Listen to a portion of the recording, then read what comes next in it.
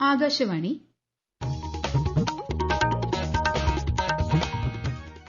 നമസ്കാരം.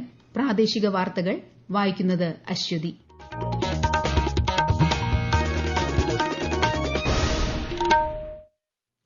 പ്രധാന വാർത്തകൾ. ബ്രസീലിലെ റിയോ ഡി ജനറോയിൽ നടക്കുന്ന G20 ഉച്ചകോടിയിൽ പ്രധാനമന്ത്രി നരേന്ദ്രമോദി ഇന്ന് പങ്കെടുക്കും. പാലക്കാട് ഉപതെരഞ്ഞെടുപ്പിന്റെ പരസ്യ പ്രചാരണം അവസാനിക്കാൻ മണിക്കൂറുകൾ മാത്രം. സ്ഥാനാർത്ഥികൾ സജീവമായി രംഗത്ത്. ആലപ്പുഴയിൽ നടക്കുന്ന സംസ്ഥാന സ്കൂൾ ശാസ്ത്രമേളയ്ക്ക് ഇന്ന് സമാപനം. കിരീടമുറപ്പിച്ച് മലപ്പുറം ജില്ല. ഇന്ന് കുട്ടികൾക്കെതിരെയുള്ള ചൂഷണങ്ങൾ തടയുന്നതിനുള്ള ബോധവൽക്കരണ ദിനം. GT ഓപ്പൺ അമ്പെയ്ത്ത് മത്സരത്തിന്റെ വനിതാ കോമ്പൌണ്ട് ഇനത്തിൽ ഇന്ത്യയുടെ ജ്യോതി സുരേഖ വെന്നത്തിന് സ്വർണം. വാർത്തകൾ വിശദമായി. ബ്രസീലിലെ റിയോ ഡി ജനറോയിൽ നടക്കുന്ന G20 ഉച്ചകോടിയിൽ പ്രധാനമന്ത്രി നരേന്ദ്രമോദി ഇന്ന് പങ്കെടുക്കും. നൈജീരിയൻ സന്ദർശനം പൂർത്തിയാക്കിയാണ് പ്രധാനമന്ത്രി ബ്രസീലിലെത്തിയത്. G20 ഉച്ചകോടിയിൽ വിവിധ ആഗോള വിഷയങ്ങളിൽ ഇന്ത്യയുടെ നിലപാടുകൾ പ്രധാനമന്ത്രി അവതരിപ്പിക്കും. ഉച്ചകോടിയിൽ പങ്കെടുക്കാൻ എത്തുന്ന രാഷ്ട്രതലവന്മാരുമായും ശ്രീ മോദി കൂടിക്കാഴ്ച നടത്തും. ഇന്നും നാളെയുമായി നടക്കുന്ന ഉച്ചകോടിയിൽ US president Joe Biden, Chinese president Xi Jinping തുടങ്ങിയവരും പങ്കെടുക്കുന്നുണ്ട്. ത്രിരാഷ്ട്ര സന്ദർശനത്തിന്റെ മൂന്നാം പാദത്തിൽ ശ്രീ മോദി ഗയാനയിലെത്തും. പാലക്കാട് ഉപതെരഞ്ഞെടുപ്പിന്റെ പരസ്യപ്രചാരണം ഇന്ന് അവസാനിക്കുമ്പോൾ ആരംഭം മുതലുണ്ടായ രാഷ്ട്രീയ വിവാദങ്ങൾക്കും ആരോപണ പ്രത്യാരോപണങ്ങൾക്കും ഇടയിലും പരമാവധി വോട്ടർമാരെ നേരിൽ കാണാൻ കഴിഞ്ഞതിന്റെ ആത്മവിശ്വാസത്തിലാണ് സ്ഥാനാർത്ഥികൾ. വൈകിട്ട് നഗരത്തിലെ സ്റ്റേഡിയം സ്റ്റാൻഡ് പരിസരത്താണ് സമാപനം നടക്കുക. LDF സ്ഥാനാർത്ഥി P സരിൻ ഇൻഡോർ സ്റ്റേഡിയം പരിസരത്ത് നിന്നും UDF സ്ഥാനാർത്ഥി രാഹുൽ മാങ്കൂട്ടത്തിൽ ഒലവക്കോട് നിന്നും യാത്ര ആരംഭിക്കും. മേലാമുറിയിൽ നിന്നാണ് NDA സ്ഥാനാർത്ഥി C കൃഷ്ണകുമാറിന്റെ പ്രചാരണം തുടക്കം കുറിക്കുക. ബുധനാഴ്ചയാണ് വോട്ടെടുപ്പ്. ഉപതെരഞ്ഞെടുപ്പിന്റെ കൊട്ടിക്കലാശം കണക്കിലെടുത്ത് വൈകിട്ട് 4 മണി മുതൽ നഗരത്തിൽ ഗതാഗത നിയന്ത്രണം ഏർപ്പെടുത്തിയിട്ടുണ്ട്. പാലക്കാട് നിയമസഭാ ഉപതെരഞ്ഞെടുപ്പിൽ സർവീസ് ജീവനക്കാർക്കുള്ള വോട്ടിംഗ് ഇന്ന് അവസാനിക്കും. പാലക്കാട് RDO ക്വാർട്ടേഴ്സിലാണ് വോട്ടിംഗ് നടക്കുന്നത്. നേരത്തെ അനുമതി ലഭിച്ചിട്ടുള്ള ഉദ്യോഗസ്ഥർക്കാണ് സമ്മതിദാനാവകാശം വിനിയോഗിക്കാൻ അവസരം. പാലക്കാട് ഉപതെരഞ്ഞെടുപ്പിൽ വ്യാജ വോട്ടുകൾ ചേർത്ത് തെരഞ്ഞെടുപ്പ് അട്ടിമറിക്കാൻ ശ്രമിക്കുന്നുവെന്നാരോപിച്ച് LDF കളക്ടറേറ്റ് മാർച്ച് നടത്തി. നേതാക്കൾ ജില്ലാ തെരഞ്ഞെടുപ്പ് ഉദ്യോഗസ്ഥ കൂടിയായ പാലക്കാട് ജില്ലാ കളക്ടറെ കണ്ട് ഇത് സംബന്ധിച്ച് പരാതികൾ നൽകി. പാലക്കാടിന് പുറമെ മറ്റേതെങ്കിലും നിയോജക മണ്ഡലത്തിൽ വോട്ടുള്ളവരുടെ പേര് പാലക്കാട്ടെ പട്ടികയിൽ നിലനിർത്തുമെന്നും ഇവരുടെ മറ്റു മണ്ഡലത്തിലെ വോട്ട് ഒഴിവാക്കുമെന്നും ജില്ലാ കളക്ടർ പറഞ്ഞു. ആലപ്പുഴയിൽ നടക്കുന്ന സംസ്ഥാന സ്കൂൾ ശാസ്ത്രമേളയ്ക്ക് ഇന്ന് സമാപനം. കൂടുതൽ വിവരങ്ങളുമായി ആകാശവാണി ആലപ്പുഴ ജില്ലാ പ്രതിനിധി R രവികുമാർ. ഏതാനും മത്സരങ്ങളുടെ ഫലം മാത്രമേ ഇനി അറിയാനുള്ളൂ. മലപ്പുറം ജില്ല ഏതാണ്ട് കിരീടം ഉറപ്പിച്ച നിലയിലാണ്. പോയിന്റ് നിലയിൽ അധികം വ്യത്യാസമില്ലാതെ കണ്ണൂർ 2ാം സ്ഥാനത്തും കോഴിക്കോട് 3ാം സ്ഥാനത്തുമുണ്ട്. പുതിയ സാങ്കേതിക വിദ്യകളും ആശയങ്ങളും അവതരിപ്പിച്ച കൌമാര പ്രതിഭകൾ ശ്രദ്ധേയരായി മാറിയിരിക്കുകയാണ്. വിദ്യാർത്ഥികളുടെ സൃഷ്ടികൾ വാങ്ങാൻ ആവശ്യക്കാരുമുണ്ട്. മത്സരത്തിനായി വിവിധ ജില്ലകളിൽ എത്തുന്ന വിദ്യാർത്ഥികളും അധ്യാപകരും രക്ഷകർത്താക്കളും ആലപ്പുഴ ജില്ലയിലെ കായൽ കടലോര വിനോദ സഞ്ചാര കേന്ദ്രങ്ങൾ സന്ദർശിച്ചാണ് മടങ്ങുന്നത്. മണിപ്പൂരിൽ വീണ്ടും സംഘർഷാവസ്ഥ തുടരുന്ന സാഹചര്യത്തിൽ കേന്ദ്ര ആഭ്യന്തരമന്ത്രി അമിത്ഷായുടെ നേതൃത്വത്തിൽ ഇന്ന് വിശദമായ യോഗം ചേരും. ഇന്നലെ സുരക്ഷാ സ്ഥിതിഗതികൾ ശ്രീ ഷാ ന്യൂഡൽഹിയിൽ അവലോകനം ചെയ്തിരുന്നു. മണിപ്പൂരിൽ ക്രമസമാധാനം പുനഃസ്ഥാപിക്കുന്നതിന് ആവശ്യമായ നടപടികൾ സ്വീകരിക്കാൻ സുരക്ഷാ സേനയ്ക്ക് ആഭ്യന്തര മന്ത്രാലയം നിർദ്ദേശം നൽകിയിട്ടുണ്ട്. ഇന്ന് കുട്ടികൾക്കെതിരെയുള്ള ചൂഷണങ്ങൾ തടയുന്നതിനുള്ള ബോധവൽക്കരണ ദിനം. കുട്ടികൾക്കെതിരെയുള്ള ലൈംഗിക ചൂഷണങ്ങൾ, അക്രമം, കുട്ടികളെ ദുരുപയോഗം ചെയ്യൽ തുടങ്ങിയവ തടയുന്നതിനുള്ള ദിനമായി എല്ലാ വർഷവും നവംബർ 18 ആചരിക്കുന്നു. വളർന്നുവരുന്ന സാങ്കേതിക വിദ്യകളിലൂടെ കുട്ടികൾ നേരിടുന്ന ചൂഷണങ്ങളും അവ തടയാനുള്ള അവസരങ്ങളും എന്നതാണ് ഈ വർഷത്തെ പ്രമേയം. ദിനാചരണത്തിന്റെ പ്രാധാന്യത്തെക്കുറിച്ച് സംസ്ഥാന ബാലാവകാശ കമ്മീഷൻ അംഗം അഡ്വക്കേറ്റ് മോഹൻകുമാർ ആകാശവാണിയോട്. ഇന്ന് ലോകം നേരിടുന്ന ഏറ്റവും പ്രധാനപ്പെട്ട വെല്ലുവിളി എന്ന് പറയുന്നത് രാജ്യത്ത് ഉണ്ടാകുന്ന വിവിധങ്ങളായിട്ടുള്ള പ്രശ്നങ്ങൾ, അത് എല്ലാ രാജ്യത്തിനകത്തും ഉണ്ടാകുന്ന പ്രശ്നങ്ങളിൽ വല്ലാത്തൊരവസ്ഥയിലേക്ക് കുട്ടികൾ മാറിക്കൊണ്ടിരിക്കുകയാണ്. ഉദാഹരണമായിട്ട് ഇപ്പോൾ സമീപകാലത്ത് നടന്നുകൊണ്ടിരിക്കുന്ന ചില യുദ്ധക്കെടുതികളുടെ ഭാഗമായിട്ട്, അതുപോലെ തന്നെ പ്രകൃതിക്ഷോഭങ്ങൾ ഉണ്ടാകുമ്പോൾ അവർ നേരിടുന്ന പ്രശ്നങ്ങൾ, ഇതെല്ലാം വളരെ പ്രാധാന്യത്തോടെ നാം കാണേണ്ട കാര്യമാണ്. കുട്ടികളെ കൈപിടിച്ചുയർത്തി അവരെ സമൂഹത്തിന്റെ മുൻനിരയിലേക്ക് കൊണ്ടുവരാനുള്ള ഉത്തരവാദിത്തപ്പെട്ടവരെന്ന നിലയിൽ നമ്മുടെ സമൂഹമാകെ കുട്ടികളുടെ ഈ പ്രശ്നങ്ങളെ കാണാനും അത് പരിഹരിക്കാനും ഈ നിയമത്തിന്റെ പരിധിയിൽ നിന്നുകൊണ്ട് ഇടപെടണം എന്നുള്ളതാണ് ഈ സാഹചര്യത്തിൽ സൂചിപ്പിക്കാനുള്ളത്.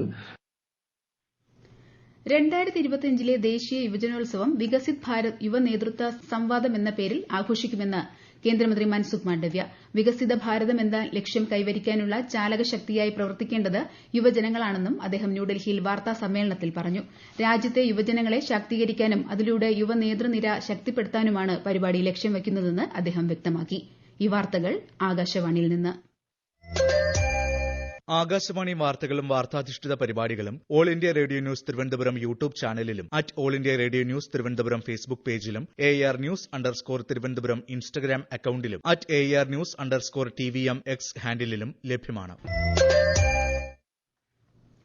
കണ്ണൂർ ADM ആയിരുന്ന കെ നവീൻ ബാബുവിന്റെ മരണവുമായി ബന്ധപ്പെട്ട കേസിൽ ഒന്നാം പ്രതിയായ മുൻ ജില്ലാ പഞ്ചായത്ത് പ്രസിഡന്റ് PP ദിവ്യ രാവിലെ കണ്ണൂർ ടൌൺ പോലീസ് സ്റ്റേഷനിൽ ഹാജരായി അന്വേഷണ ഉദ്യോഗസ്ഥന് മുന്നിൽ ഒപ്പിട്ടു. ദിവ്യയോടൊപ്പം അഭിഭാഷകനും ഉണ്ടായിരുന്നു. എല്ലാ തിങ്കളാഴ്ചയും രാവിലെ അന്വേഷണ ഉദ്യോഗസ്ഥന് മുൻപിൽ ഹാജരാവണമെന്ന വ്യവസ്ഥയിലാണ് കോടതി ദിവ്യയ്ക്ക് ജാമ്യം അനുവദിച്ചത്. സന്നിധാനത്ത് സുഖദർശനം സാധ്യമാകുന്നതിന്റെ ആശ്വാസത്തിൽ തീർത്ഥാടകർ. ദർശന സമയങ്ങളിൽ മിനിറ്റിൽ 18-ാം പടി കയറുന്നത് 80 പേര് വീതം. വിശദാംശങ്ങളുമായി ആകാശവാണി പത്തനംതിട്ട ജില്ലാ പ്രതിനിധി ശ്രീജി എസ് ശ്രീധർ. വൃശ്ചികമാസം ആരംഭിച്ച് 3 ദിനം പിന്നിടുമ്പോഴും ശബരിമലയിൽ തിരക്ക് ഉണ്ടായിട്ടും കാത്തുനിൽപ്പ് കുറഞ്ഞ് സുഗമമായ ദർശനം നടത്താനാകുന്നതിന്റെ ആശ്വാസത്തിലാണ് ഓരോ അയ്യപ്പ ഭക്തനും. അസൌകര്യം മൂലം ദർശനത്തിനെത്താത്തവർ ബുക്കിംഗ് ക്യാൻസൽ ചെയ്യണമെന്ന് ദേവസ്വം ബോർഡ് അറിയിപ്പ് നൽകുന്നുണ്ട്. സുഗമമായ ദർശനം തീർത്ഥാടകർക്ക് ഒരുക്കാൻ ദേവസ്വം ബോർഡും പോലീസും വലിയ സജ്ജീകരണങ്ങളാണ് സന്നിധാനത്തും പരിസര പ്രദേശങ്ങളിലും ഒരുക്കിയിട്ടുള്ളത്. പാണക്കാട് സാദിഖ് അലി ശിഹാബ് തങ്ങൾക്കെതിരെ മുഖ്യമന്ത്രിയും BJP സംസ്ഥാന അധ്യക്ഷൻ കെ സുരേന്ദ്രനും നടത്തുന്ന പരാമർശങ്ങൾ ജനങ്ങൾക്കിടയിൽ ഭിന്നത സൃഷ്ടിക്കാനാണെന്ന് പ്രതിപക്ഷ നേതാവ് വി ഡി സതീശൻ പാലക്കാട് മാധ്യമങ്ങളോട് പറഞ്ഞു. പാണക്കാട് തങ്ങൾക്കെതിരെ മുഖ്യമന്ത്രി പിണറായി വിജയൻ നേരത്തെ വിമർശനം ഉന്നയിച്ചിരുന്നു. പാണക്കാട് തങ്ങളുടെ പിന്തുണയുണ്ടെങ്കിലേ കോൺഗ്രസിൽ നിലനിൽക്കാനാകൂ എന്ന് കെ സുരേന്ദ്രനും ആരോപിച്ചിരുന്നു. കണ്ണൂർ ജില്ലാ സ്കൂൾ കലോത്സവം നാളെ പയ്യന്നൂരിൽ ആരംഭിക്കും. പയ്യന്നൂർ നഗരത്തിലെയും പരിസരങ്ങളിലെയും 16 വേദികളിലായാണ് മത്സരങ്ങൾ അരങ്ങേറുക. വിശദാംശങ്ങളുമായി ആകാശവാണി കണ്ണൂർ ജില്ലാ പ്രതിനിധി KO Sasidharan.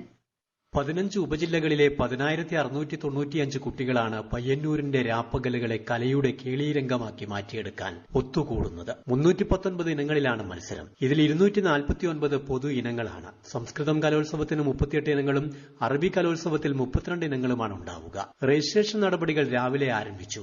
UP high school higher secondary വിഭാഗങ്ങളിൽ ഏറ്റവും കൂടുതൽ പോയിന്റ് ലഭിക്കുന്ന ഉപജില്ലകൾക്ക് ഓവറോൾ റോളിംഗ് ട്രോഫി നൽകുന്നുണ്ട്. 24 മണിക്കൂറും പ്രവർത്തിക്കുന്ന ഓൺലൈൻ കോടതി ഈ മാസം 20-ന് കൊല്ലത്ത് ആരംഭിക്കും. ഹൈബ്രിഡ് മോഡലിൽ പ്രവർത്തിക്കുന്ന കോടതിയിൽ ഫിസിക്കൽ ഫയലിംഗ് ഇല്ല. അഭിഭാഷകർക്കും ക്ലർക്കുമാർക്കും പ്രത്യേക പരിശീലനം നൽകും. നെഗോഷ്യബിൾ ഇൻസ്ട്രുമെന്റ് നിയമപ്രകാരമുള്ള ചെക്ക് ബൌൺസ് കേസുകളാണ് കോടതിയിൽ ഫയൽ ചെയ്യേണ്ടത്. ലക്സംബർഗിൽ നടന്ന GT ഓപ്പൺ അമ്പെയ്ത്ത് മത്സരത്തിന്റെ വനിതാ കോമ്പൌണ്ട് ഇനത്തിൽ ഇന്ത്യയുടെ ജ്യോതി സുരേഖ വെന്നം സ്വർണം നേടി. നിലവിലെ ഏഷ്യൻ ഗെയിംസ് ചാമ്പ്യനായ ജ്യോതി ആദ്യമായാണ് GT ഓപ്പണിൽ മത്സരിക്കുന്നത്. അതേസമയം പുരുഷന്മാരുടെ കോമ്പൌണ്ട് ഇനത്തിൽ അഭിഷേക് വെള്ളി മെഡൽ സ്വന്തമാക്കി. നെതർലാൻഡ്സിന്റെ മൈക്ക് സ്കോളോസറിനാണ് സ്വർണം. ലോക പൈതൃക വാരാഘോഷത്തിന് നാളെ തുടക്കം. സംസ്ഥാനതല ഉദ്ഘാടനം നാളെ രാവിലെ കണ്ണൂർ പയ്യാമ്പലത്ത് മന്ത്രി രാമചന്ദ്രൻ കടന്നപ്പള്ളി നിർവഹിക്കും. 1924-ൽ ലണ്ടനിലെ വെംബ്ലി എക്സിബിഷനിൽ പ്രദർശിപ്പിച്ച പരമ്പരാഗത തുണിത്തരങ്ങളുടെ പ്രത്യേക പ്രദർശനം നാളെയും മറ്റന്നാളും ഉണ്ടാകും. 25 വരെയാണ് വാരാഘോഷം.